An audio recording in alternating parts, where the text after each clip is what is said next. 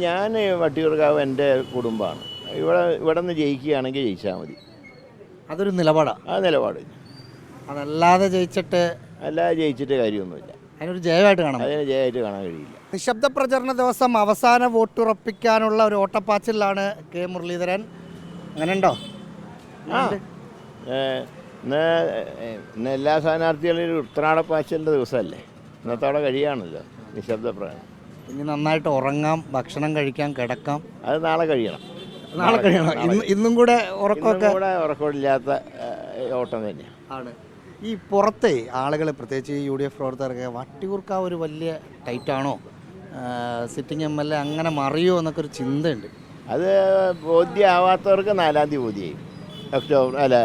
അടുത്ത മെയ് 4-ാം തീയതി ബോധ്യമായി പോകണം. അങ്ങനെ ഒരു ടെൻഷനൊന്നും UDF പ്രവർത്തകർക്ക് എനിക്ക് യാതൊരു ടെൻഷനും ഇല്ല. ഇതെല്ലാം കണ്ടും കേട്ടുമാണല്ലോ അല്ലേ സ്വന്തം 2 തവണ വിജയിച്ച മണ്ഡലം. അതെ, അതുകൊണ്ട് ഇത് തന്നെ കൈവിടില്ല എന്ന് എനിക്ക് നല്ല ഉറപ്പുണ്ട്. തദ്ദേശ തെരഞ്ഞെടുപ്പിലാണെങ്കിലും 10 സീറ്റ് കിട്ടിയെന്നത് വലിയ മെച്ചമാണല്ലോ. അതൊരു മെച്ചം തന്നെയാണ്. ഇത്തവണ അതിൽ കൂടുതൽ നല്ല സാധ്യതയുണ്ട്. കഴിഞ്ഞ തവണ 3 3-ൽ നിന്ന് 1-ലേക്കാണ് വരേണ്ടത്. അത് 1-ൽ നിന്ന് 3-ലേക്ക് പോയെങ്കിൽ 3-ൽ നിന്ന് 1-ലേക്കും വരാം. VK പ്രശാന്തും അങ്ങനെ സിറ്റിംഗ് MLAയും 3-ൽ നിന്ന് വന്നാണല്ലോ അല്ലേ? അതെ, എല്ലാവരും 3-ൽ നിന്ന് വന്നാണല്ലോ. ഞാൻ 1-ൽ തന്നെ നിൽക്കുന്നത്. അന്ന് 2 തവണ 1-ലാണ്, ഇത്തവണ 1-ലാണ്. ഈ ആത്മവിശ്വാസം കുറവുള്ള UDF പ്രവർത്തകരോട് മറ്റു ചിലർ പറയുന്ന ഒരു കാര്യമുണ്ട്, KM-ന് വേണമെങ്കിൽ കുറച്ചുകൂടി ഈസിയായ വേറെ സ്ഥലത്ത് വേണമെങ്കിൽ തോക്കുമെന്നൊരു എന്തെങ്കിലും ടെൻഷൻ ഉണ്ടായിരുന്നേ മത്സരിക്കാമായിരുന്നല്ലോ. പക്ഷെ അദ്ദേഹം ഞാൻ വട്ടിയൂർക്കാവ് എൻ്റെ കുടുംബമാണ്. ഇവിടെ നിന്ന് ജയിക്കുകയാണെങ്കിൽ ജയിച്ചാൽ മതി. അതൊരു നിലപാടാണ്. ആ നിലപാട്. അതല്ലാതെ ജയിച്ചിട്ട് കാര്യമൊന്നുമില്ല. അതിനൊരു ജയമായിട്ട് കാണാം. അതിന് ജയമായിട്ട് കാണാൻ കഴിയില്ല.